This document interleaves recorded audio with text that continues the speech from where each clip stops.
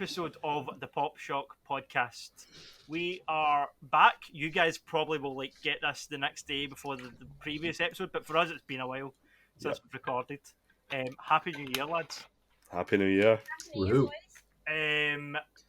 Yes, this episode will be a special episode where we are just going to talk through Spider-Man No Way Home. It has been a while since the movies came out that we're recording this, and it'll probably be even longer by the time we post it. So it will be full spoilers, I would imagine. See the film before you keep listening.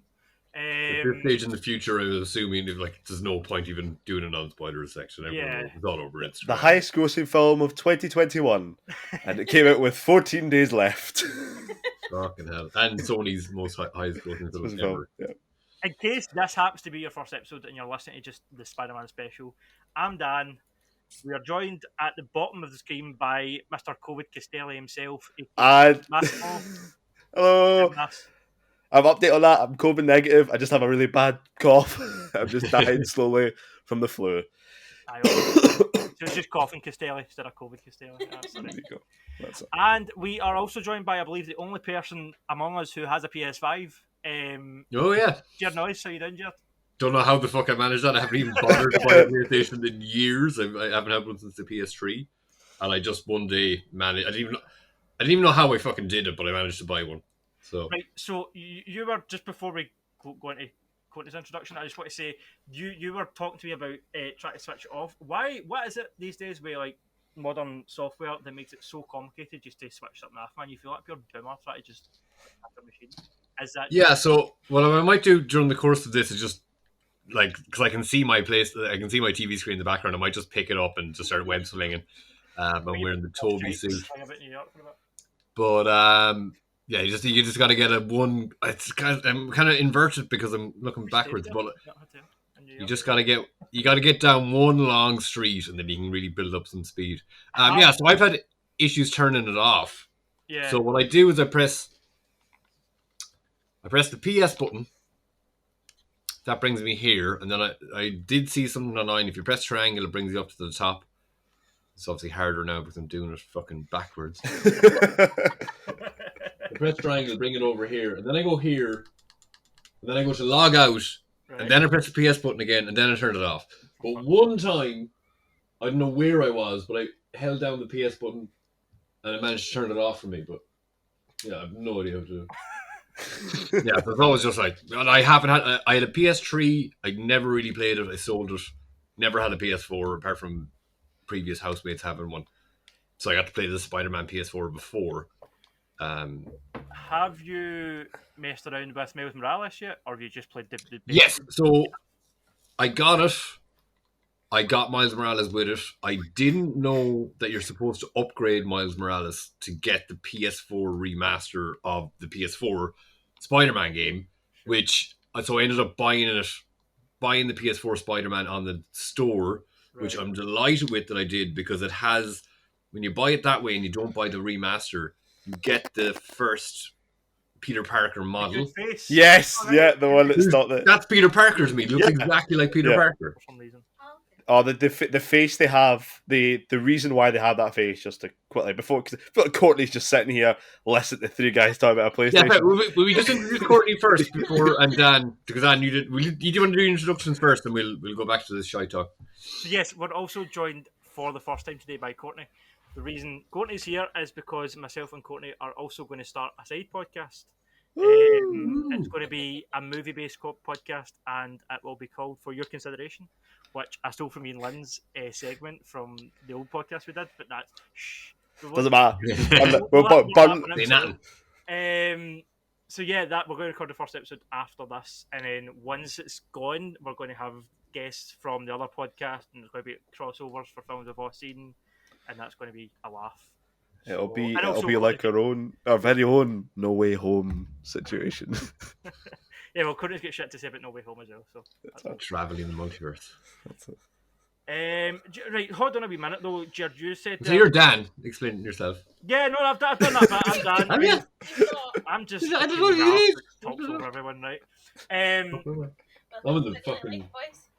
I'm in the Hudson. I don't know. Sorry, go on. Your last console was a PS3. You said how significant as the graphical upgrade about the PS5? Because that's something I've been wondering about. Well, I've kind of had my foot in the water a bit. So I had an Xbox 360 at one point, and again, I think my PS3 and my Xbox 360 I sold both for rent because I just wasn't playing them. And then I got a gaming laptop, which I'm talking to you through now, for editing because I'm supposed to be a filmmaker, but I don't do that much. I don't even really know how to edit. But so I was able to get then some kind of, I guess, next gen games like so I wasn't completely out of it. Like I guess with the PS5, it's like, so this is the PS4 version of Spider-Man. I still think it looks great. I know you can get on the upgraded version, like the Miles one, you can definitely tell how cool it looks. But I know, like, it's what is it? It's only, there's reflections.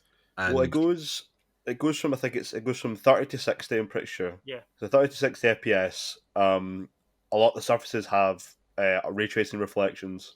Yeah. And I believe a bunch of the models have been updated, including the horrifying Peter Parker model that we have. Oh, yes. So, go back over that. So, the OG one, what I found really funny was a lot of people thought that the OG face model was a mixture of the 3 Spider-Men. Yeah. And then it just turned out he was a real guy who just had that face. Pretty But I think he's like, Maguire and Holland. he's a little bit more Garfield and like an older, he's probably the most, he's like an Garfield and an older Tom Holland, like a mixture of the two of them. And then for the update, so the character in the game is 23, but like in my mind from reading the comics, Spider-Man's 30. He's at least 30, or he has to be my age, or that's the only way it works in my head. I find it strange for Peter Parker to be younger than me. But the character model in the PS4 version looks about 30, I think, but the character's only supposed to be 23. So I guess the new face model, which they say was to better make use of the graphical updates. It like I can kind of get that, but he looks way too young. He looks younger than Miles. Yeah, he looks younger than MJ, which is weird. Yeah, it's a weird one. MJ looks like a pure cougar next to him. It's weird. Oh yeah. It just doesn't look right. I guess he looks a little bit like Tom Holland, but like I really wish they just kept that other guy. Like and it must be a pain in the hole for him too to like just be like, oh, I'm Peter Parker. And like, oh no, I'm not. Anymore. Have you platinumed the game? God no. So I played it on the PS4 before, but that was on an old housemate's thing. So I don't. I'm sure I could have done it some way where I think I even set up a new system or a new profile, so I wouldn't even know where to get it, my old save. But I don't care. I'm happy to play it again from the start, and I will platinum it. And I will So I was playing Miles, and I was like, Miles is a Christmas game, so I'll try and finish that before Christmas. But I didn't really have time to finish it, so I just like hopped over. I was like, oh, I'll play a few missions of the Peter one, and then I've been doing that since. Because does the collector, the updated remaster of it, does that come with all the DLC from the I believe PS4 so. game? So the Miles game came with the place. It came with a bundle I got. Where the fuck am I? Sorry, this is not. The Miles game came with the. It was just the normal version that came with the PlayStation, and I think it was supposed to be like €20, to upgrade it to get the remastered version and all the DLC. So I think I can't remember how much I paid, like €20 just for the game by itself, or maybe €30 with all the DLC.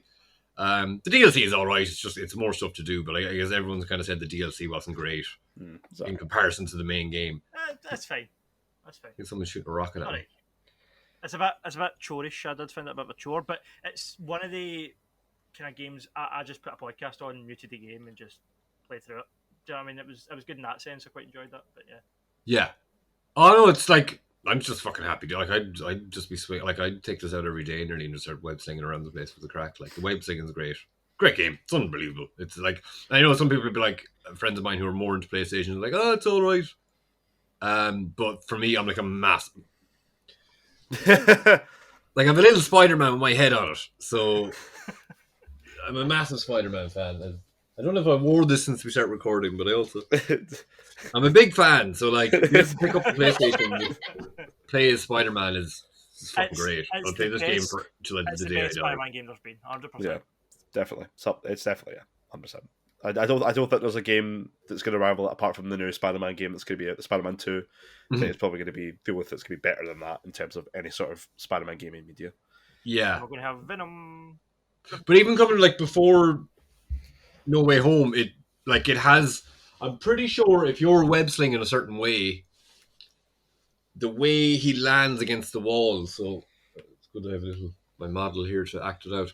If you land against the wall, you kind of land against the wall like this. You go, that's the wall. You kind of land in a certain way, and I'm pretty sure that movement is based on something Andrew Garfield does in one of the trailers, like the way he lands on the wall in one of the trailers for the Amazing Films. The scene you're talking about it'll be the mirror scene, the mirror, first person First person, and he lands against the wall. I think literally the way this character lands against the wall. So this was the first game that even brought me to the idea of even though people hate the Amazing Films, to kind of pay homage to them. And there's I'm wearing the Toby suit there, the Garfield suit's been added. The fact that they were able to go back and they reference so much fucking shit and kind of subtly, so that kind of reverence for the history of Spider-Man that's there. Even the music in this is it's a bit like the Danny Elfman from the Raimi films, So that was just the idea of that, them referencing everything. Now I kind of actually a little bit before the films, I was like, okay, maybe I can see a little bit more. I guess I didn't really see with Andrew Garfield the vibe before. I just hated those films. But should we move on to the film that we're here to talk about? Yes. Initial thoughts when you first walked out of the cinema afterward. What was it just pure, cause for me, it was just satisfaction. I was like, that was everything I wanted it to be. It's not the greatest film I've ever seen, technically speaking, but in terms of, fan service as a Spider-Man fan, it's faithful, it's well written, it sets up, we can speak about what's going to happen in the future, but it sets up well, and it also ties into movies that came out 20 years ago, and Sam Raimi's Spider-Man, the first MCU film, which is a bit of a bit of a head for but yeah, what was your first impressions? I mean, so I've seen the film 3 times since it's come out. You bet me. And the first time I see it, I'll be honest, I didn't fully I went to go see it, but when I came out of the cinema, I think I was too busy decompressing that I felt like the film felt almost flat for me originally. I knew it was good, I knew I enjoyed it, but something in my brain just didn't click with it, if that made sense. And I fucking love Spider-Man, I love Tom Holland's Spider-Man, I love, spoiler alert, all of the Spider-Men that appear in that film, and I love the fact that they decided to some of the choices that they made, especially for that character, redeem him from being Iron Boy into actually basically being Spider-Man. Sure. However, it was my second viewing of the film in which I actually enjoyed the film for what it was. Sure. And I cried at the scenes. I didn't cry out the first time. I had the emotional impact that I had. Well, I did have emotional impact because I was there it was 10:30 a.m. on the opening day of the view and City Knock stuff. So I was there when the crowd made their noise and all that kind of stuff. When the Spider-Man showed up, when Andrew Garfield's Spider-Man saved MJ stuff, but I think the second time is when I really, really enjoyed it. And the third time I just went to go see it for shits and giggles and noticed a lot. It was great.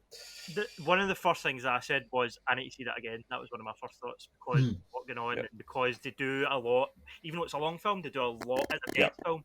Yeah. So I did feel like I had to see it again. Courtney, you cried for a good third of that movie. I mean, both for times. Me, I was halfway across the car park before the tears stopped. But I found it way more emotional than I thought I was going to, because I liked the original Spider-Man, like the Tobey Maguire Spider-Man, and then with all the hype with him being like, no, I'm not in it, like every Tick Tick Boom interview that Andrew Garfield done, when he was like, I'm not in this, and I was like, I actually really don't want them to be in it. I would love for them to actually not be in it, and then everybody just be like, what's going on? But then when he walks through, spoilers, but when he walks through that portal, I was kind of like, oh my god. And I was already being in tears from what happens with Aunt May, and then I was like, oh my god, he's there. You said it first when the portal opened, you went, that's Garfield. Because I said, we were sitting in the cinema and I was like, that's not him. I was like, that's not that's Spider-Man.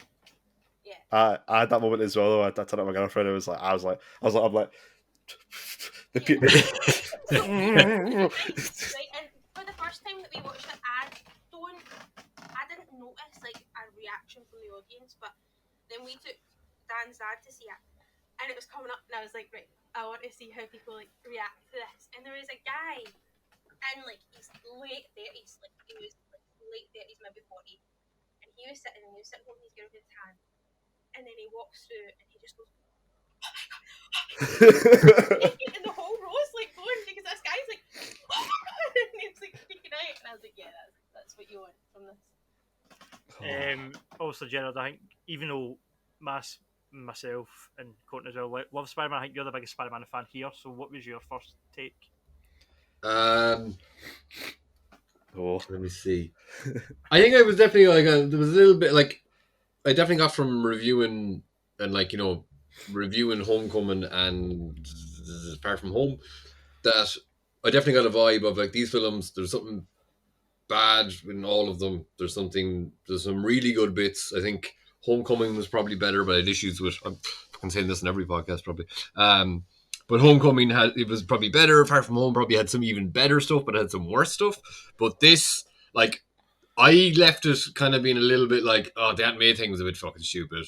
Some of the logistics of it, I was like, oh, that's fucking dumb. But at the same time, I saw Tobey Maguire again in a Spider-Man film. Yeah. I saw Andrew Garfield in a Spider-Man film who I never really gave a fuck about a Spider-Man. And the vibe, yeah, so when like that scene when they first show up, the portal opens and you're just like, wait a second, okay, that is a Spider-Man, but and like it wasn't until do you know there was a fake fan-made post-credit scene for Age of Ultron that because at a certain point it was very possible Andrew Garfield was going to join the MCU. Yeah. So there's a fan-made thing where it's like someone cleaning a window, and then you see Avengers Tower, and then they clean another bit of the window, and then there's just fucking Spider-Man up against the wall. You're like, oh my god!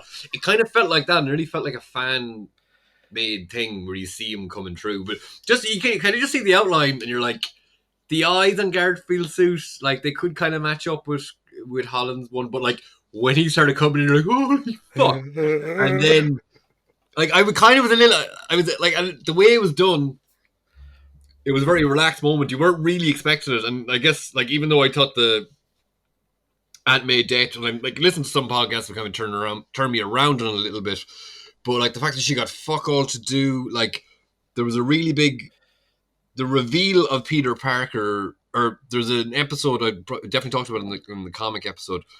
But there's like Aunt May has found out Peter Parker is Spider-Man multiple times, but there was one particular time where he got his fucking ass handed to him, and he's just on his bed in his like destroyed suit, and Aunt May comes in. Was it Morbius? Morn? Yeah, it was Morlun, the other vampire who's not a vampire. The guy in a fancy suit and an Ascroft. That's Ascroft, is it? But so he gets battered by him, and then Aunt May just comes in and finds him on the couch. And Jesus,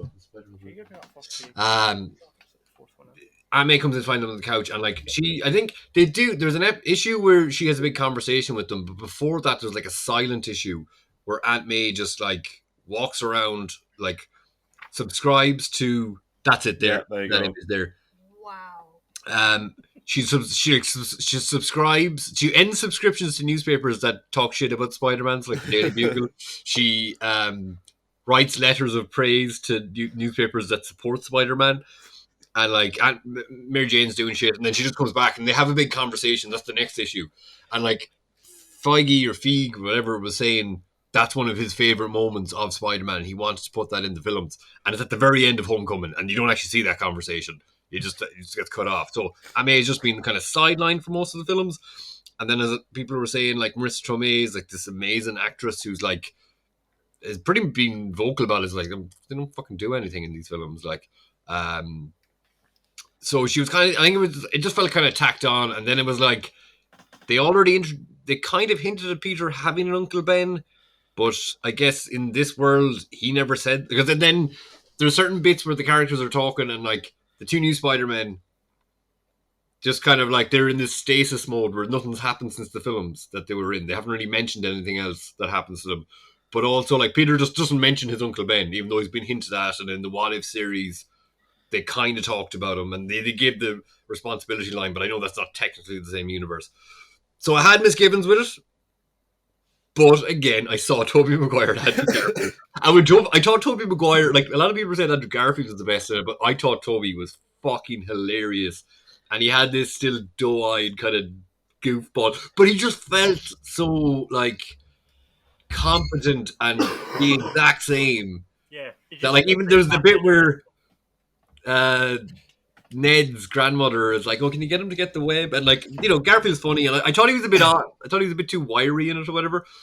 But when Toby comes in, the aunt kind of just gives him like a little flirty wave. Yeah, and I just Toby's vibe was I just thought it was brilliant the whole way through it. I think I remember as well in the cinema, like when also Daredevil's in this film as well. Yeah. Oh, yeah. The first 20-30 minutes. Which, incredible that he's back as Daredevil, but because so much happens in that movie, that cameo, it's like, oh, that's right. Oh, yeah, I forgot about that. See when he catches the brick? I'm a really good lawyer. Fantastic. And he's just like, I'm a really good And lawyer. I like how both Matt and Peter both reach for it. Like even Yeah. Peter's hand got it as well, because the two of them have the same. But does that insinuate that Daredevil's enhanced senses are better than Spider-Man's, or was it because he was closer? On par with Yeah, he's closer. Yeah, I think it was just Matt because he was was sitting closer to the window than Peter, so you know his hand was closer, I guess. I guess, but it's And like Peter has like that kind of moment of you're faster than me. he's at least Well, a brick can only move so fast. yeah, but a blind man catching a brick is great. If it was a race, Spider-Man should have called it first, but Matt had the time to get it. No, but yeah, but I'd say that when Andrew Garfield showed up, people wooed, and then when he took off his mask, it was even bigger woo. Mm. And then when Toby showed up, the cinema was in, like, because the UK cinemas, we don't get a lot of exciting and cheering and stuff like that. It's not really, and I've seen some videos online of the films and in the US cinema, and I think I would fucking hate it because it's people pure screaming their 100%. fucking lungs out, and you completely lose parts of the film from that. You lose them when they speak and stuff. But in the cinema, it was literally like inflection, quiet again. Yeah. Then they open up the other portal. Total guard plays you. Batshit crazy, quiet, and I'm like, that's fucking perfect because you're like, people are all having that same reaction. Same thing happened with the towards the end of the film, three Spider-Mans fighting the Statue of Liberty, and MJ falls off, and you have Tom Holland's Peter Parker diving for it, going down, about to grab her, and the Goblin hits her, and I audibly went in the cinema, oh no, because I was like, not again. And then obviously we get Garfield's Spider-Man. Yeah, I remember especially because I've seen it twice now. So the first time I seen it, it was funny because it was like I was a bit annoyed because they were like, "Oh, you can go into this screen." I was like, "But is that screen bigger?" They were like, "No," and I was like, "That screen isn't bigger, okay?" And I was still annoyed because I was like, I should have went back because the restrictions changed in Ireland like a week before, and a friend of mine got an email from because he was going to it in a different cinema. And he got an email to say, oh, because of restrictions, so we were reduced to 50% capacity. Right. But I must have been in the top 50%, so I didn't get anything. And I even rang the cinema, and they were like, no changes to your order, you're grand. So like, sound. But when we went in, it was kind of like a smaller screening, and it definitely did. I was like, this seems like a pretty fucking small screen. But when Garfield, it was funny because like I always go to the cinema by myself, but there was like lots of people around. It's funny to see like just loads of random people wearing like Spider-Man t-shirts and shit. But when Garfield came in, just before they definitely gave that little bit of air to let people react. Everyone started going mental, but at the same time, me and then like other people were like, no, shh, fucking you'll miss him. And then when Toby came in, it was just like that. And I was like giving out claps here and there and like cheers and little bits. But strangely, I've heard people say, like in Ireland, I went to see the first Avengers in Galway, where I used to live, and like there was rounds of applause the whole way through. Definitely my first two screenings of Avengers. Like, and like I know we're not, it's more of an American thing technically, but I've seen so many cheers. I've experienced that a couple of times because maybe just going to these big films on opening nights like Endgame and stuff. But I remember the first Avengers. I'm 99, unless I'm fucking just imagining it, but I'm pretty sure the first two times I've seen Avengers in the cinema in Ireland, there was applause at the at the end of the plane. But yeah, they were the biggest moments. And then the second time I seen it was like maybe just after Christmas, and it was a pretty big screening, so it seemed to be a lot of people were, even though it had been out 2 weeks, people had still seen it. And Garfield and Toby always gets a I always get the bigger one. Yeah, Toby always gets the bigger one. Yeah, 100%. That was one of those. When that portal opened and Garfield came through it, I had a similar vibe feeling. I don't think I felt that at the cinema since Rogue One, when Darth Vader put his lightsaber on in that corridor. It was the same. I mean, we knew that Darth Vader was in the movie, so that was a different kind of, this is a level up for that. But it was that same kind of, oh shit, here we go kind of moment. Do you know what I mean? It was similar. I think for me, the close I compare it to is when Cap picks up Thor's hammer in Endgame. That's the one where it's like, because something, like, there's that air of calmness. Yeah. And you hear you see the hammer get picked up, poof, comes back to Cap, and then there was that. I gasped all the air out of my lungs. Yeah. I couldn't fucking believe it. It was amazing. And there was several. I think I agree with you, Dan. Is that it wasn't the most amazing film. And I was talking to my mate about this. He said last night. I was talking to him last night about it. He was like, I haven't seen the film yet. I don't know what's happened. So I didn't spoil it for him. I thought, but he was like, I know for a fact that it's not going to be the best film I'm ever going to go see. I'm still going to enjoy it, and it's obviously made a lot of money, and it is going to be a good film, but it's not going to be the best film. It was like that kind of thing. But as Jerd keeps saying, I think in some movies, when they do certain things, such as bring back, the OG Spider-Man and stuff, you can let other things slide. Do you know what I mean? I think it buys itself a bit of justification based on that. I mean, I don't know if you want to sort of touch on the movie's issues. I mean, this isn't really an issue, but I just to point out, surely everybody knew that when MJ wasn't caught by Tom Holland, that Andrew Garfield was going to swing in and catch her. Like, we all seen it coming. Yeah. Based on the trailer that we seen with her falling, I was like, well, if Garfield's in it, he's going to catch her. But it didn't matter. Like, you still felt it. It's still in that moment, my suspension of disbelief was so great because of what was going on the first time, especially, that it didn't even occur to me. Yeah. It's so... I think what also makes that scene, even though, it was predictable, but I think what kind of gives it its license for the predictability was his acting when they landed. Like, when he lands and he's like, are you okay? Like, you can really see him feel it. So I think that kind of gives him a bit of leeway as well with how predictable the whole action was. Yeah, the execution was solid, but and the fact that she's like, I'm fine, like, what's your issue? And he's got bubbling. And then I'm sitting in the cinema literally like this so that I don't make a noise with my sobs and embarrass everyone in the cinema. But that was a scene that really, really stuck with me, I think. Yeah. You sent me a meme about 2 weeks after, and I still cried in the middle of my work. I was like, I think the film, and I've heard it's the first half of this film. I enjoyed it. Me too. Because people really have this problem. It's like, it's Peter Parker dealing with like stupid problems, and he tries to get people to brainwash the whole universe because he didn't call the college admission. I'm like, but he's 17 years old. If you're 17 years old, I was 17 once, everyone was 17 once. I don't know how the academic system works in terms of repealing and rejection of university. I don't know how that works. I'm going to go to the sorcerer that I know. The thing is, I'm fine with Peter making, silly kind of spur of the moment decisions, but Stephen Strange should really know better. I see a really good theory about it. It's the fact that because Strange is a character that doesn't actually learn anything in his film, he's still super egotistical, still arrogant, and he still thinks he can do stuff that he has no hand in doing, which is why I think Multiverse of Madness is so interesting. Because he's according to reports, according to Feige, especially reports of Feige stuff like that. Apparently, he's the Phase 4 onwards. He's the main man. Right. It's all about Doctor Strange. Doctor Strange is going to be the Iron Man character in the films. Yeah. But yeah, I feel like that was something I had to watch a theory on and be like, okay, that kind of makes sense.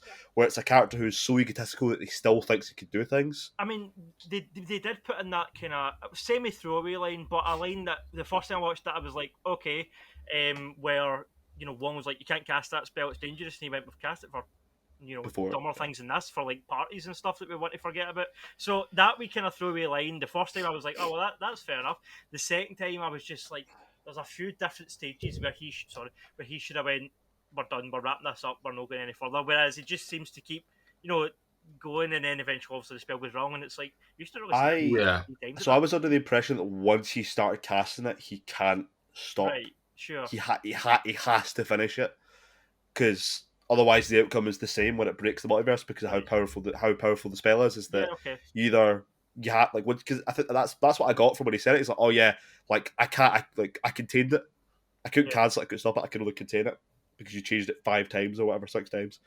5 times, 6. Just say that in the film. Which is interesting, but I think another thing as well is the fact they made that line change as well for Wong. He doesn't actually say that in the film, but he still says it in the Doctor Strange trailer at the end of the film, which is interesting. Where I'm like, oh, that's an interesting, weird, either editing error or something that's like that's maybe that line is from a different film. Well, I think just talking about editing, I think there was some things that were changed last minute. That line about all these people die in their own universe, that wasn't in the movie. Yeah, well, because not all of them die though. Reference, wasn't specifically said. Which, as you said, that would be wrong. So obviously that's why they took it out. So there was wee lines in the trailer that weren't in the movie, which kind of made sense, and it gave you an interesting kind of alternate take, I guess, like Scooby Doo this crap as opposed to Scooby Doo this shit, and just wee things like that. Just things like that. I think they would put in for the trailer. Like, to be honest with you, I think the whole premise of it is fucking stupid as fuck. Like, it's just so dumb. It doesn't make there is precedent. Like, I think as we might have touched on in the comic episode, is that there is precedent. Like, strangely, it takes one of the most fucking harshly regarded Spider-Man stories as an element, but there's also, I only reread it recently. It's like Spider-Man 500, Amazing Spider-Man 500 or 600, which is like the capper for a 3-part story where Spider-Man and like a bunch of random heroes come fighting these guys, and they try, and all these aliens come in through, or interdimensional beings come in through a portal, and they all focus their attack to knock them back through the portal. But that was actually a trick by him. If it's not Mephisto, it's Dormammu, which is one of these evil magic people. And the whole trick was to, like, the universe is supposed to end. But when Doctor Strange is fighting that Dormammu guy, Spider-Man tries to say, oh, I'll help him out. And he's like, no, you're ruining my spell by even just being close to me. Because there's a very particular mix that has to go on. And then there's another Spider-Man story where I think he gets involved in a spell. And then there's the other one where he tries to get Doctor Strange to hide his personality again, which is there's a couple of stories where it drags in. So this is what I was thinking, is that there is a story where that succeeds, and I think it's like Strange, or it's Reed Richards, and it's all about the identity thing. And it isn't One More Day, it's something else, and I'm trying to look for it now. Is it Happy Birthday? I don't know. Happy Birthday is the one where Dormammu, that's not to do with secret identity. But that does put Peter back through his timeline, and he interacts with a future Peter and literally him when he gets about to get bitten by the spider. So he kind of interacts with them. That could have been an interesting way to do it, where he's going through the multiverse and he has to go through all these fights that the different Spider-Men had to fight. There was a I can't remember what it's called. It's not Brand New Day. No, that's different. That's the sequel thing. There was a particular comic, and the way it ends is that, like, it's Peter goes inside of a cell, like an eggshell. It's an egg, like a weird egg thing, stands in there, and he pulls Mary Jane in the last minute, and everybody apart from Mary Jane and Peter Parker forget that Peter Parker is Spider-Man. But it's not related to One More Day, because that's... Is that the one that's got really weird art? Because I've seen a screenshot of it, and Peter just he looks fucking bizarre. The art is very strange. Because One More Day is obviously, he makes the deal with Mephisto to save Aunt May's life. Yeah. And at that cost as well, it's also his identity and Major's marriage, and there's a whole thing. And I like the fact they did make reference to the corporate of that. And I understand, Jerd, you obviously saying that the way the story portrays it's a very stupid idea, but I kind of think it's the only way that something like this would work, because they don't fully they commit to the multiverse, but they don't fully commit. So I feel like that's what Doctor Strange is going to do, where they fully embrace that side of it. Because I feel like they had so little time with 3 hours of a film, but there's only so much you can cram in. Yeah. And it was like, to focus on to have a main point and have a main plot about it, you would have to focus on something that might seem kind of stupid, but is the only way that would make it work, by having Peter Parker try and make everyone forget, but it doesn't work properly, which I thought was kind of novel, because it's different than what I thought it was originally going to be than before the film came out. Well, see, I thought Loki was going to start all this multiversal shit, but then it's just like, oh no, we're having loads of different multiversal things that are happening independent of each other. Well, I wonder if part of the reason to make this film the way they did, it was originally apparently going to be a Craven film. They were going to do Craven's Last Hunt. That was if they didn't really join up the deal with Marvel. Yeah. There's another thing that related to Doctor Strange thing that it could have happened that I only seen concept art of there. So I'm not really aware of her at all. I just thought she was like a kind of a Luke Cage type strong character who takes up the Captain America Marvel. But there's America Chavez. Yeah. She's in Multiverse of Madness. Yeah, she's in the and she has multiversal powers. And she was supposed to be in this, and she was supposed to, I think instead of Doctor Strange, was supposed to be in this and had some part to play. I think she filmed some scenes and they were cut. So I believe the way how it works, and this is the thing, is that I have a madcap theory of how everything's going to work, and I don't know if you want to hear me out now or wait a little bit until you. So my madcap theory is that the end of this film, Peter Parker being forgotten, is 100% a cop out for Sony. That if they don't renew the deal with Marvel, they can have a Spider-Man who is Tom Holland, who exists in the MCU but doesn't make any reference to it, because the way they describe their relationship with Marvel is they loan back characters. So the only reason that Doctor Strange is in this is because they have a thing in place that is, and this came from a Sony producer at Sony producer. I don't know if it was Avi Arad, but it was someone along that ilk of like being high up there. And this was the premiere, and he was like, "Yeah, no, the way how it works is we loan, like Doctor Strange loan us, we loan Spider-Man out for a certain amount of films, and he will appear in at least one more MCU film outside of the Spider-Man trilogy or planned trilogy, whatever it is. Yeah. And Doctor Strange as well appeared in this film because we're basically loaning them Peter Parker. And I think that there's apparently Doctor Strange Multiverse of Madness has 6 weeks worth of reshoots. Yeah, 6 weeks worth of reshoots. I think Spider-Man is going to be, Tom Holland Spider-Man anyway, is going to be Multiverse of Madness. I think he's going to appear because there's the way that producer said it was like, yeah, of course, we've got one more MCU out and left before we have to renegotiate the contract. Yeah. I'm like, Well, Feige said, like, a couple of times this year, he's like, you don't have to worry about him not coming back. Yeah. Like, and even kind of leaning in on, like, what we thought, say, around Far From Home before the deal broke down in the first place, was that, like, a lot of the new MCU is going to be resting on his shoulders. Like, he's not, character-wise, and they address that, he's not Iron Lad anymore, but he's still going to be, like, Spider-Man is fucking Marvel. Yeah. Really, you know, if they'll, and like, that film just made $1 billion, like, Sony are going to be happy to do that, and if they go the route, which is, I know it's only speculation now, but Garfield is like, yeah, I'll totally play him again if it's right, and like, he's a fucking bigger Spider-Man nerd than I am, so like,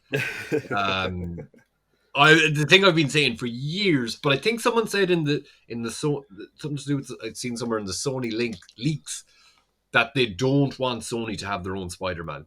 But I think people kind of just fucking get it now. Like, DC are doing loads of that crap. Just Sony have a Spider-Man, do whatever, fucking ruin all the villains you want, and then just let Marvel do the same thing and like give them half the money. Just like, so they're making double money, which is I don't know. Well, that was going to be a question I was going to ask, is the idea of, we can get to the post-credit scene with Tom Hardy's Venom, but I've heard rumours that that's where we're not going to see Andrew Garfield as coming up against Venom, and it could be Tom Hardy's Venom. What's your thoughts on that? I think it's if that's how they ruin that Spider-Man again. Yeah, that's how they do it for the third time. Like, that's how they feels like the Amazing Spider-Man film, so like whatever. Yeah. So my thing is that apparently Morbius is in the Amazing Universe. I've heard. But he's also got fucking Adrian I don't think Philip was just like, I know what happened. Sorry? I don't think Sony know what universe Morbius is in it. Oh my god. I was just like, this film, at least we fucking know what's going on in the Morbius trailer that I don't want to fucking see. I've seen that trailer 3 times now and I still don't know what's going on. I'm Venom. Maguire Spider-Man suit. Spider-Man's a killer. Fucking Amazing Spider-Man Oscorp fucking bowling in the background. Oh, Jesus Christ. And like the Daily Bugle Bugle newspaper, so that's only make that. Oh, I don't know. It's such a weird, like, 'cause I remember when Venom originally came out and Amy Pascal came out, it's like, oh yeah, Venom is in the MCU, and then she had to walk it back. Yeah. Like Feige was like, no, it's not. Yeah. No, it's not. We don't have anything to do with this. I wash my hands I know. of this film. The interviews are always so awkward with Feige and Ian Pascal. It's always a that. Like, Did she throw a sandwich at him? There was like he killed the Amazing Films. Like it was apparently some meeting, and she was in there, and she just threw a sandwich at him. Yeah, because he literally gave advice on the Amazing Films, like, oh, you should do this, this, and this with the character, and they went against all of it, and that for second. But I actually like the first Amazing Spider-Man, Me too. which is absolutely fine film. But the Amazing Spider-Man 2, horrible film, and I really not a big fan. Left a sour taste in my mouth, and that wasn't just because of fucking Jamie Foxx's weird electro, which is totally redeemed in this film, by the way. He kind of is, but one thing I noticed is like the lizard was like, "Oh, you," and the lizard's voice was fucking terrible. It was just like it was coming from a different. It was someone in the cinema. Like I've seen all of the memes about, like, I've seen it about when Betty White died. There's a thing with like Dr. Connors. It's like, yeah, well, do you know how she would have made it to 100? Don't say it's if she was a lizard. Don't say, what if she was a lizard? I'm like, no.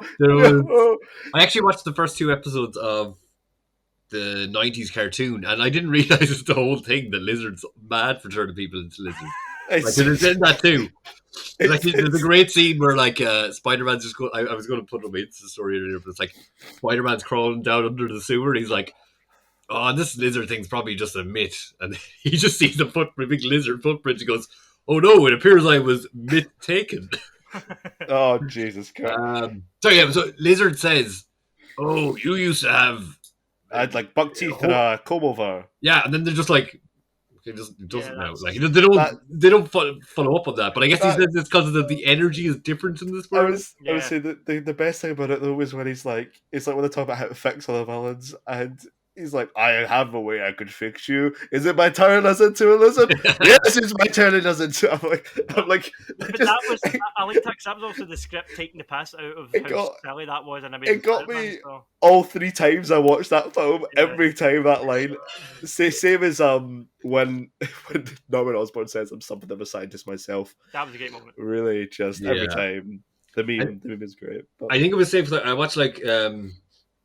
Let's say I won't say it, but I watched another film that had some references to its previous thing, and like I can imagine someone going like, "Oh, they had to throw in that line," but fucking everybody repeats the same shit they say all the time, and he's crazy. So like, of course he's like, "Oh, this is." I like the way I say. Norman Osborn has probably said that 1,000 times in his life. Out of context. He loves these situations where he figures out someone else is a scientist, and he's like, "I like the way I say that."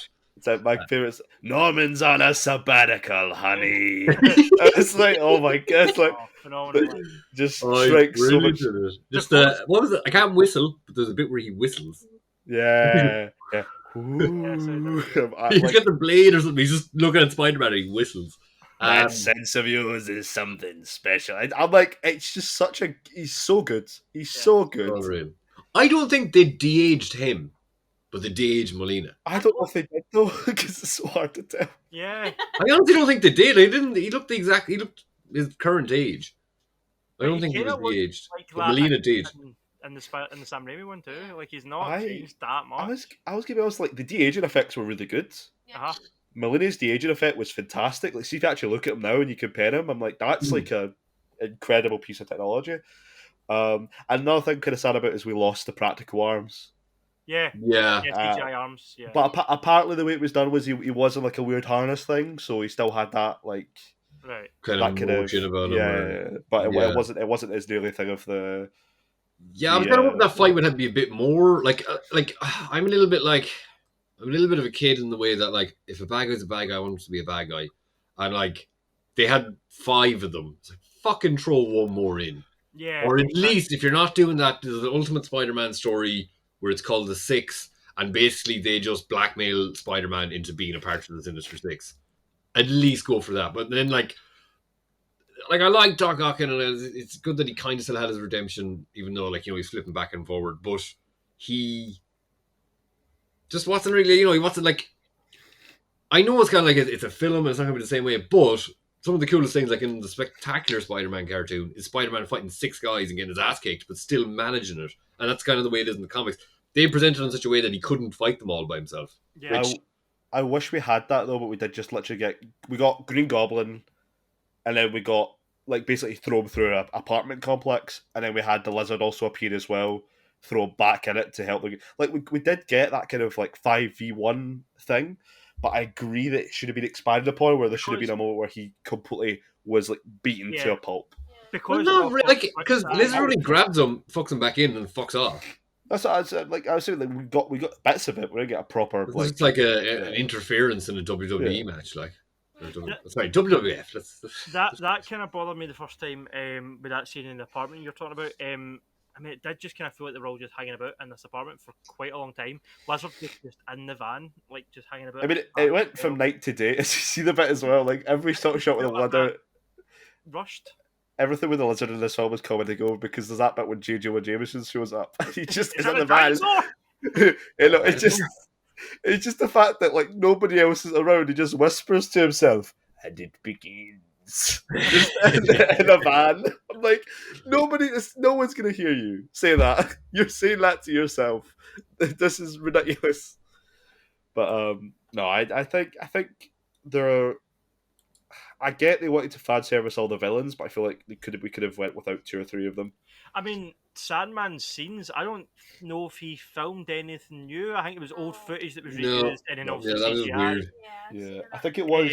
It worked better for the Lizards, that shit. I was but going to say, I think Keith Difference as well. He wasn't in the same room. He was recording for his house. So do you know what I mean? believe they used the thing was that both Sandman and the Lizard. You know when they get the transformation back, that's all shots from. Yeah. I mean, Spider-Man and Spider-Man 3. I like deleted scenes and shit. I think it kind of worked with the Lizard, but it didn't work with Sandman.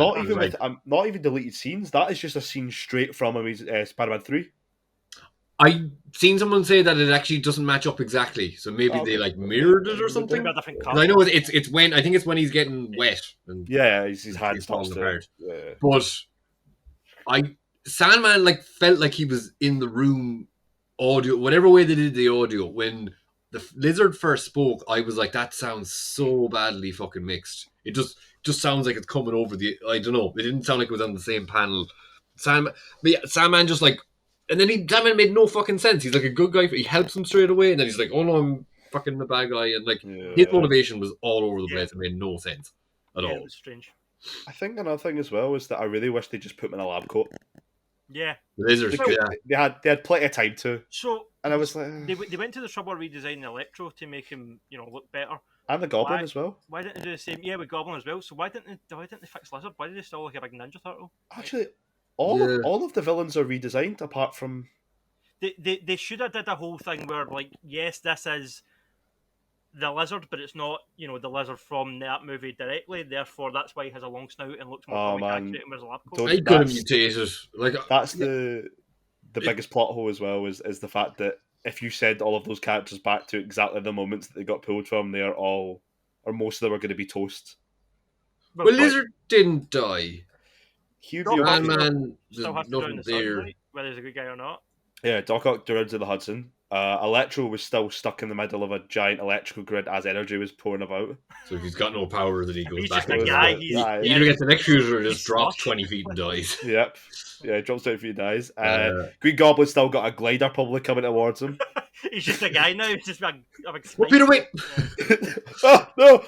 It's kind of the same thing as in the film, because you have that little bit of shock when it actually he's like, oh. That great shot of unless like impaled in the penis. Unless that is actually takes place after the events on the way home, and that is the real Norman Osborn going, "Oh no!" at the end of Spider-Man 1. Oh, that actually kind of fits into it, right? Because like, oh shit. But then, like, see, the other issues here is that like TVA, all that shit doesn't matter. I guess this was supposed to happen. Is the answer out of that? Well, technically, because the TVA doesn't exist anymore, because the multiverse reset thing at the end of Loki. Because Loki's still there. Yeah, but I think they say that the TVA is letting the timeline run loose now, because there's that whole thing where Well, Kang's the in end- charge of it. Well, Yeah. Kang is in charge of He it. We can't. don't Well, know. I think it is Kang because the original one is the guy who's, Yeah. he's got these 8 fucking different nicknames. Yeah. Well, I guess they go get out of jail clause like that's supposed to happen. It's Yeah, fucking well, because we stupid. don't. But then know. does like as some people were saying, I don't know where it got from. People are just like, oh, well, they're gone back to their universes in modern day. I was like, who fucking said that? Like, Yeah, I've heard that. um, Yeah, I don't think and then what was it? Does that affect all their realities now? Does that Toby? Well, I guess you're in MCU timeline or time travel. Is it time? It is technically time travel. It's time travel, but also multiverse. Yeah, because that's what I was going to say as well. Is that That could it's affect their universes. so because I think it would, for example, if all of those characters survived, it would affect the fact that they are all now branch realities of the original one. Because I'm assuming that Andrew and Toby both go back to the universes that they came from. Because otherwise, Andrew goes back to the universe because Gwen wouldn't have died, most likely, Yeah. right? Like Gwen wouldn't have died in the main Spider-Man 2. Well, Green Goblin, like Most if likely Electro's not. going just before Electro dies, then Green Goblin shows up.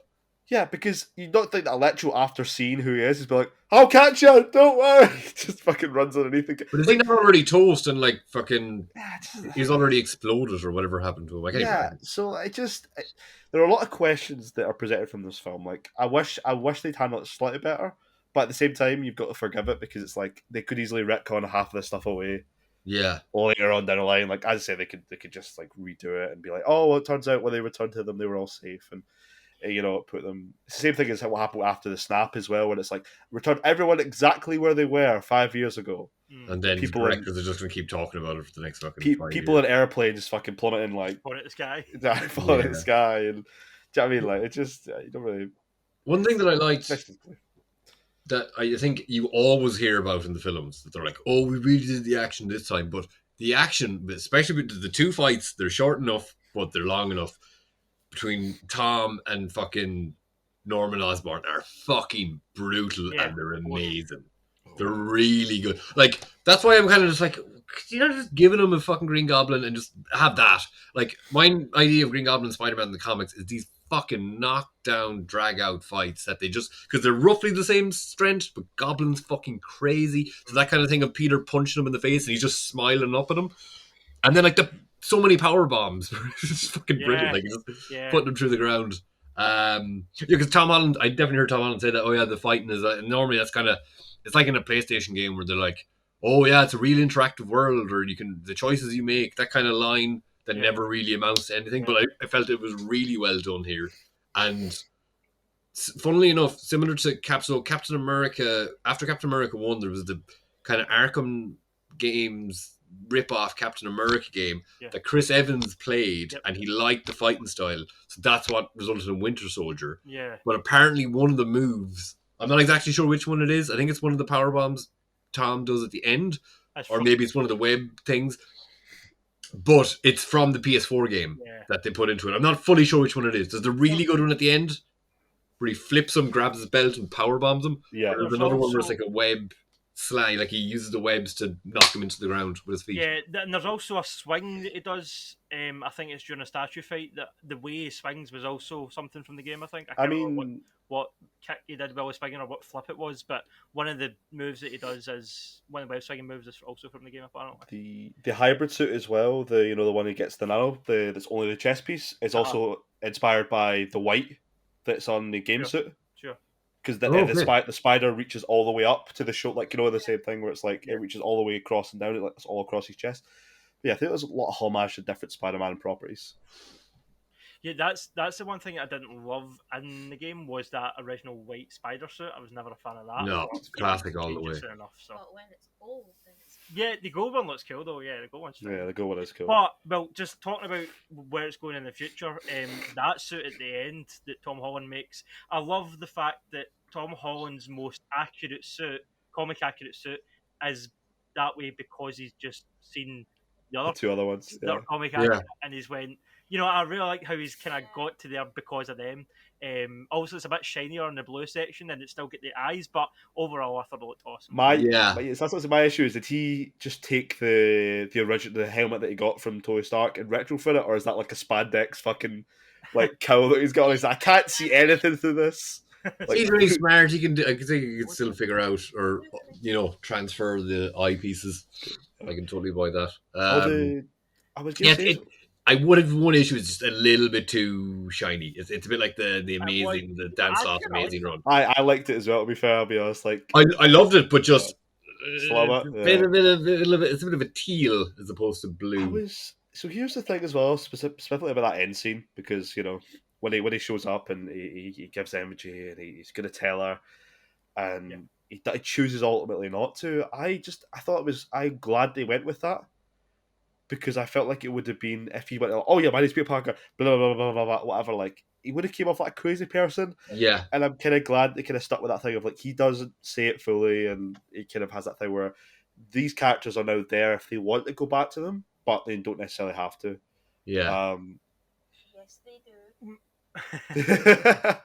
My question is, now that they've used obviously a number of iconic villains like Doc Ock and Green Goblin from another timeline, does that mean we won't see Tom Holland's original version of those characters? I think we will. Because it would seem to me, it would seem a bit redundant if we get another Doc Ock or another Green Goblin, because I they had, I think what we do, we'll get. Well, I mean, you can make that same case for like when they show up in the Ultimate Universe in the comics. Like you've seen those characters before, but maybe getting. Here's the thing, is that I think the only way they could do that is if they introduce Peter to Harry Osborn and Gwen Stacy. That's the only way I think they could get away with that, is if they introduce him from the characters that he originally knows of the comics, the ones that he grew up in high school, but puts them in a college setting instead. Yeah. And the biggest kind of maybe clue towards the fact that this is obviously not the end for this Peter Parker is the fact that he has the GED diploma book that is in his box of stuff, which is basically the book that is given if you don't finish your high school diploma in the US, and it's the thing that's like the intermediate between high school diploma and university. And the fact that him doing that is clearly he is going to continue to go to university or go to college or whatever, whether that's going to be NYU or wherever. But I kind of think that's the next step, is they take him to college and they meet with alternative versions of the characters that we know, like Harry Osborn and maybe even like Gwen Stacy, or even like a version of Eddie Brock as well, or a Felicia Hardy. As well, Black Cat. Yeah, I've seen some fan casting of Anna Taylor-Joy. Anna Taylor-Joy was getting looked at for Black Cat. Yeah. I don't know I'd be up for that. But Big fan. Well, I think that's the biggest thing to take away this film, is that nobody knows who Peter Parker is. Spoilers. If you've got it through this far and when you haven't clicked off now, you won't regret the fact that, like, the end of this film is basically Peter Parker is wiped. Not Spider-Man, but just the identity of Peter Parker is wiped from the memories of every single person on Earth. It's weird. In the comics, they had a thing where if he just took off his mask, people would remember him. Yeah, that's right. But that's not the case. I think that, regardless of the deals between Sony and Marvel, even if everything goes as we want it to and it stays kind of the same the way it is, it still leaves them with plenty of places to go. And even though I'm saying old villains that were in this movie would be a bit redundant, Spider-Man has a vast enough rogues gallery that there are other characters. I mean, we've still not seen Scorpion come back from Homecoming. Homecoming. They set up Matt Gargan and he never came back. The Shocker as well is another one. Shocker, we've not seen this version of Rhino. We've not seen, there's tons that they can still tap into. But I do also feel like, because, I mean, correct me if I'm wrong, but with Dane DeHaan and Amazing Spider-Man, they took him from a different kind of approach to what they would put, like, James Franco, Harry Osborn from them, and he was still kind of his Green Goblin, right? Yeah, Dane DeHaan was Green Goblin. Yeah. So, like, it could totally open up a whole other character who could come in. I don't think they could do it, like, with his own Harry Osborn, because they kind of covered that the Osborns weren't a thing. Or at least they're not a multi-millionaire. I mean, it's a very good point to raise, as I said, is that, like, they've done him twice before, and would to do him a third time be like, okay, we already know this character. But at the same time, they completely reinvented Ned Leeds from being Peter's co-worker. In the comics, he's his co-worker at the Daily Bugle, and then he becomes the Hobgoblin because of brainwashing, but then it's also not brainwashing. Yeah, it's like mixed up. So many people could be Hobgoblin.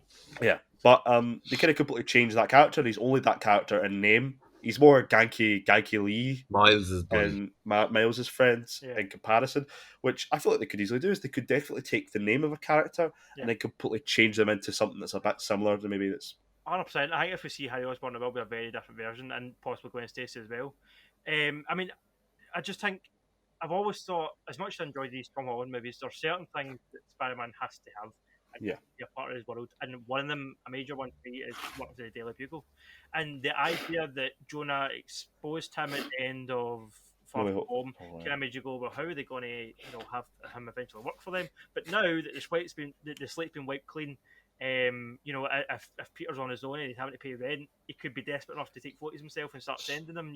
So it could end up working as a freelancer for Daily Bugle, which could. This was one of those things that I've seen a theory on, and it's the fact that why does Peter Parker have all of his social security number? How is he able to pay rent? How does he have all these physical effects? And I fantastic theory, but I think it's the guys who do game theory, Matt Pat, all that kind of lot, film theory. It was fantastic. I watched it, and it's apparently it's like qualitative versus quantitative. Any person who knew it's so there's a reason why Happy remembers Spider-Man but not Peter Parker. Is because he interacted with Spider-Man first, not Peter Parker. And it's all the people who interacted with Peter Parker first have forgotten that Peter Parker is Spider-Man, in the same way as it kind of in theory, Aunt May would have forgotten him, but of course she dies, doesn't happen, so she's technically the last person who remembers him, same as Tony Stark. But there's if there was, say, for example, footage of Tony Stark's funeral, Peter Parker would still be there. Or there's that photo that's in Tony Stark's house. Yeah. Of Peter, that's the whole reason why Endgame basically happens, is because he looks at the photo and he wants to do it, is that there are still physical traces of Peter Parker. It's just nobody looks at it and goes that's Peter Parker. Mm-hmm. Hence why maybe he's still got a social security number, he's still got a passport, he's still got all these physical things, he still had the keys to Aunt May's, but he would have still been registered to go to school at Midtown, but people would have looked at his name as who is Peter Parker kind of thing. Yeah. It's kind of not associated or anything with it. Yeah, I feel like rather than him being completely wiped away from the universe entirely, it would be literally just the fact that people would look at it and be almost like a blur, like a face in a crowd kind of thing. So there is still physical evidence of him, but nobody actually knows who it's he like is. when you hear a name of someone that was in your year in school, you're like, you're like, I know something, but I don't. Yeah. That's what I think would be. Same with I think Flash Thompson's book would disappear because it's too heavily focused. It's too heavily focused. Things where it's properly physical media that's focused on Spider-Man and the relationship between Peter Parker would disappear, but stuff that is the two separate things can exist in harmony. I mean, Doctor Strange even says that's the thing that is really going to screw up Peter Parker, is living those two lives. Yeah. And now those two lives are kind of separated. Obviously, talking about the post-credit scenes, one of them, Tom Hardy was in the universe for 5 minutes, which was a strange decision, but it is his symbiote that gets left behind. Do you reckon that'll be the next arc for this version? Might never see that again.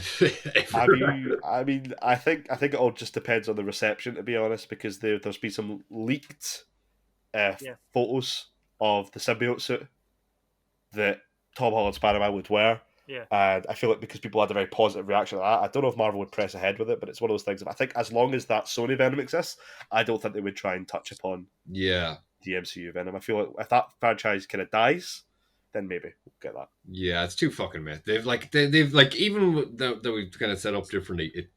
Those villain films, they're so fucking toxic, and I'm just like, stay away from me. They're not being toxic in a more traditional sense, but I just think they're fucking disgusting. Oh shit! I just think the quality of them is so horrible. And even though we've only seen 2 Venoms, but they're fucking atrocious in my opinion. And stay tuned for the Morbius spoiler cast. I don't even. The only reason I'm going to go see that film is because I have an Odeon pass and can go see it for free, basically. That as part of my fucking amount of money I pay per month. Otherwise, I'm not supporting it. Exactly. I'll go see it, but I'll fucking hate it, and it'll probably make shit tons of money, just like Venom. And I don't know why Jerd. I don't I'm not one of those people who hates Jared Leto. I do. But stop giving him stuff like this. He's a good dramatic actor or whatever. Did you hear about how bad he was in House of Gucci? How I heard he was really good. Me, Jared Leto. Apparently, that's what he sounded like. He sounded like he had a really bad Italian accent. He was doing Super Mario Brothers, yeah. Mark Maron watched it. He was interviewing Ridley Scott, and he was like, he didn't know. He had to be told by Ridley Scott that was Jared Leto. Oh yeah, Yeah, it's they under haven't plus clue. makeup. Oh yeah. Yeah. Wow. Yeah. What did someone say? He's like Gonzo from the Muppets. I haven't seen his performance, but like I'd seen the picture. I was like, yeah, that makes sense. I was going to say the second. I think in our modern world with all fake news and stuff, I think the idea of Peter selling pictures and when you try and put that in live action, him selling pictures of Spider, like every time I'm watching Spider-Man, like first of all, pictures aren't that big of a thing. It'll be video. Second of all, the cameras Too good. can't fake the camera moving around. Never makes any sense. Because like anytime you get to see these pictures, he has to pose because the camera's stationary. Yeah. He has to pose to get these perfect pictures. But I think journalistically and ethically, Peter Parker selling pictures of Spider-Man to Jonah Jameson when he is Spider-Man, I don't think that'll float as well. I think it'll be more like he maybe works as like an intern or something like that for the Daily Bugle thing, and it means he can keep a tab on how Jameson thinks about him, like him. Like it works more as like it's like, oh, I'm keeping a tab on the guy who's my biggest critic. Well, I mean, the thing in also the original comics and the original movies was, he knows Spider-Man, he's friends with him, that kind of thing. So he could pitch that to Jonah that way, like, I could be an insight. You hate Spider-Man, you want dirt on Spider-Man. I kind of know him, so I can, help you with that. So maybe he goes in, like, kind of as a, I don't know, as a naysayer, like, under that kind of mentality. I guess they moved away from it in the comics long. Like he hasn't been working for the Bugle for a long time, so like they're free to do whatever they want. Even in the game, he hasn't worked for the Bugle anymore. It's in the past, so like you don't have to have it. I just appreciate the fact though that we can now. The thing with Tom Holland, as much as I enjoyed his performances, as much as I do enjoy elements of those other films, he's this guy that's never made his own proper Spider-Man suit up until now, without the use of Stark Tech. He's never worked for the Daily Bugle. He doesn't have a Harry Osborn. There's so many things that are missing that are kind of instrumental to who Peter Parker is from this version, which we can now do, which is one of the positives from this ending, I think. Does he not have a Spider-Man suit? What do you mean?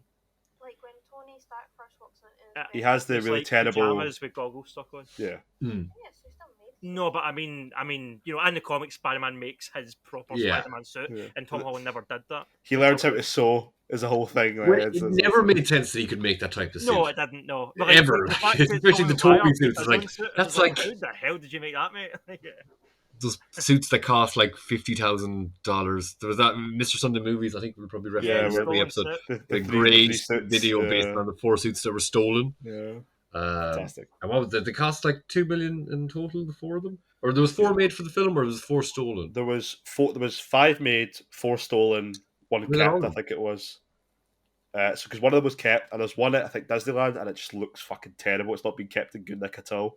Oh yeah. It's like really like like the webbing, the kind of grey kind of webbing that's on it. It looks horrendous. Yeah, really, it's like I'm playing it with it now in the game because like in my head I'm like I'm building out the world of Tobey Spider-Man or whatever. I just like it. It looks cool, and the game has a similar vibe to the Raimi films anyway.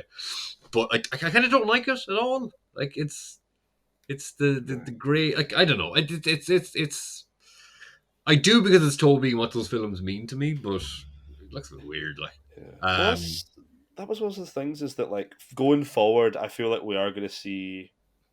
I have a feeling we're going to see like Spider-Man 4, or we might see an Amazing Spider-Man 3, or like we might see the continuation of these characters because I feel like the reception was so good to them, and there's money to be made, and we know Sony loves their money. Yeah, like I nearly would say Tobey wouldn't, but fuck, he's not doing much now. Another rumor that I heard. Well, he's in an upcoming movie. Is it a Ridley Scott movie or some director's next film? Is it what's his name? Noah Baumbach, or I can't remember. There's a big director anyway that he is. Oh really? Was it Wes Anderson? He's in a big movie anyway. Alright, let's have a look. But yes, there's a rumour that he may appear in Multiverse of Madness because of the reshoots based on Raimi. The positive reception and based on the fact that Sam Raimi's directing.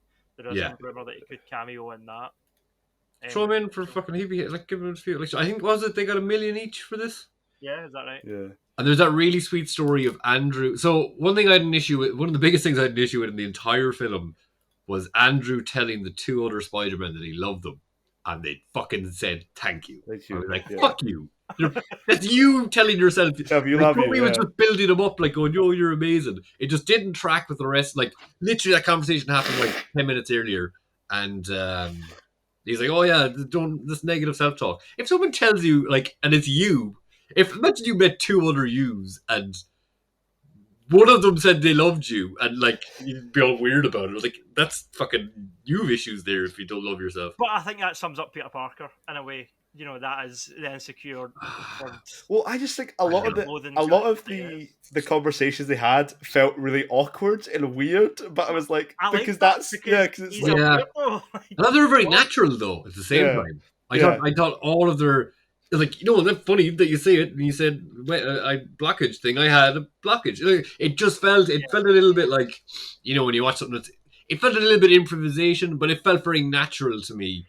And Well, the "I love you" line was improvised. That's Yeah. maybe why they had that weird reaction. That wasn't in the script. That was just yeah, So because Garfield said that was literally me telling them I love them. yeah, But then the really sweet thing that came out is Garfield said him and Toby, because they couldn't go to the premiere, snuck in an open night, went to the cinema together to watch it. Like, how fucking amazing is that? that's so cool. Yeah, that's great. Can you imagine? I just think there was apparently they also signed on without seeing the script. Yeah. Both of them went, yeah, we're in. Right, we'll do Apparently this. that's the thing with Marvel films, though, is that they don't send you the script. They don't let you see a script before you sign on to that. You have to sign on, and then they'll send you. but although I don't know if Defoe necessarily saw a script, but apparently he did say he wasn't doing it if it was just a cameo. Like he wanted something. He would Get into it, he wanted to do his own stunts. And as we know, Alfred Miller done it because for the money. Great. It's the worst kept secret ever. Salma Hayek said when it was an interview for the Eternals, and they were like, "So what was it that attracted you to this script?" She went, "No. She went, I didn't see a script until I'd already signed all my papers." She went, "They don't send you until you've signed." Yeah. Apparently, like say smaller people, like people who aren't like gigantic stars that they get for it, they will just get a script and they won't even know it's a Marvel thing. They'll be like, it's just some kind of random, similar, vibey script, and it's not the same thing. And then Marvel might have like a secret police that fucking send out fake scripts and try and track them down to try and track people who do fucking leak stuff. The Marvel Gestapo, like Jesus Christ. No. There was a guy actually in I won't say where, but in a nerd group that me and Dan are both in. Massimo, I don't know if you're in it. I might not be. He posted a picture of. It basically shows Thor's costume. It's some marketing thing, but it has like a No Way Home Spider-Man. It has Thor in this. It's like a proper helmeted thing. It literally looks like Wolverine or whatever. But like on the picture, it has like a "Don't take a picture" sign on it, and he shared it in this nerd group, and then it's all over social media, and then he deleted it from that nerd group. But literally every nerd video YouTuber has briefly mentioned in the last few days. So I don't know if he got tracked down for it or whatever, but it was just very funny to see. Like, and he was never heard from again. Yeah. No, because we're going to probably wrap this up in a few minutes. So, do you guys have any last thoughts that you want to go over? Like, just summing up your feelings on the film, all the 3 times you've seen it, or twice you've seen it, or whatever. I have too much free time on my hands. That's how I've seen it 2 times. I think it's a great Spider-Man film, in my opinion. And I think it does justice to 20 years. It's 20 years in the building, basically. It's done some great things for the character. It's definitely taken him out of the shadow of being just Kid Iron Man, and has allowed this character to have a potential where it's just Spider-Man. It's all about Peter Parker, all about his future stories, and all about how he's going to impact the MCU. Within saying that, though, I really do hope he does appear in Multiverse of Madness, or he does appear in future MCU projects, because I feel like it'd be a disservice for us to not get more of that Spider-Man, because I love him. I know that Nary hates him, but I think Tom Holland Spider-Man is fantastic, and I hope to see more of that. And also, Andrew Garfield Spider-Man would be great, and Tobey Maguire as Spider-Man would also be fantastic again. But I think, I can't wait to see the possibilities that arise out of this film. What do you think, Court? Sum up. I think it was the kind of ultimate Spider-Man film. I think it gave everyone what they wanted out of it. Like, no matter, like, for me, like, I love the films. I'm not a comic book person, but I just like it on a film basis. Obviously, being really young, your first Spider-Man was Tobey Maguire. My favourite Spider-Man is Tom Holland, but I think it really gave them all a really cohesive, enjoyable thing to do, and it's something that I feel like our generations younger than us are going to sit their kids down and go, use me to see this. And I feel Definitely. like that is what they really wanted to get out of this film. Like your Jurassic Parks or your Star Wars from like when we were wee, when our parents sat us down and went, right, this is going to change like your full life. Watch this film. And then your tiny mind is like, oh my god. And then, but I feel like that's going to be our film for that, for like our kids. Yeah, I think it will stick around as like a modern classic. Yeah, Definitely. Of just pop culture, just a pop culture kind of modern classic. Yeah. What about yourself, Jared? Let me see. The music, I liked the bits of the music was in it. I think like I listened to the Raimi soundtrack so much, like just that main theme. I kind of have I'll just end this. I have a question though. I think it is messy in bits, but we saw Tom Holland, fucking Tobey Maguire, and Andrew Garfield in the same fucking film. It blew my fucking mind just to see it. To especially see Tobey come back and be as like, oh, there's just so many little bits. The what is it? I kind of was a little bit annoyed that they didn't just like make some random reference to them having Avengers in their universes, but they're like, oh, I was in the Avengers. It's like, that's great. What is it? And then he's like, are you in a band? It's like, how is this helping? But yeah, it was like, you know, I think that the thing I left with most was that suit swing at the very end. It just, he's not fully there, but he's like got the emotional arc now. He's removed from the other characters. If they made this much of a step and put him in the correct fashion and put him in line with the other Spider-Man and like the line they say about computer games, what it means to feel like Spider-Man. I'm very happy for what the next trilogy will be, and I really think, like, from the way they talk about it, like, and just going by Kevin Feige, I'm holding him to his word that he's like, you don't have to worry about any of that separation anxiety. Like, he's here to stay. Yeah, but one thing, where do you rate it in comparison to Into the Spider-Verse? Because Dan, give you your thoughts, but I would think, for me, Into Spider-Verse is fucking great, but it doesn't have that connection of the tree. It's a very different thing to have the three of them in, and like so many pictures I'm seeing online of the three of them just hugging. I'm like, fucking beautiful. It's like fan art, but like it's real. No, I totally agree. I think like Spider-Verse was great, but there definitely was that disconnect for me because it was an animated film.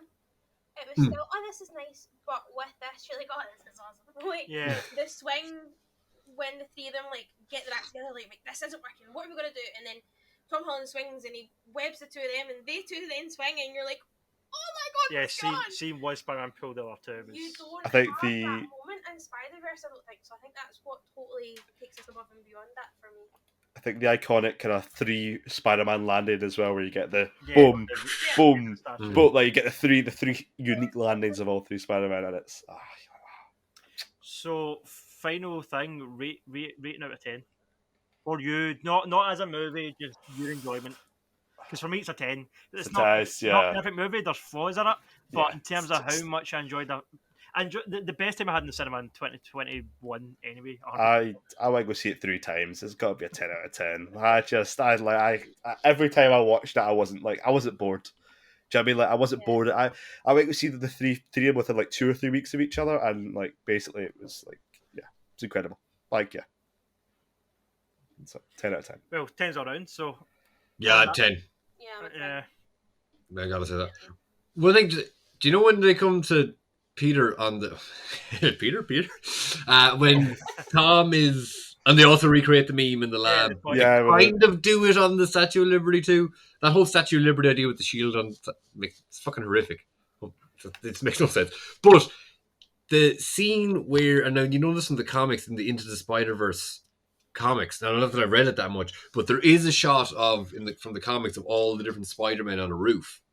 I thought the kind of lighting when the two of them are like, oh no, there's other people here, and they kind of just gesture up, and Tom and Andrew are on the wall. I thought the lighting and the moonlight there give a very similar vibe to that kind of promotional shot for the Spider-Verse comic.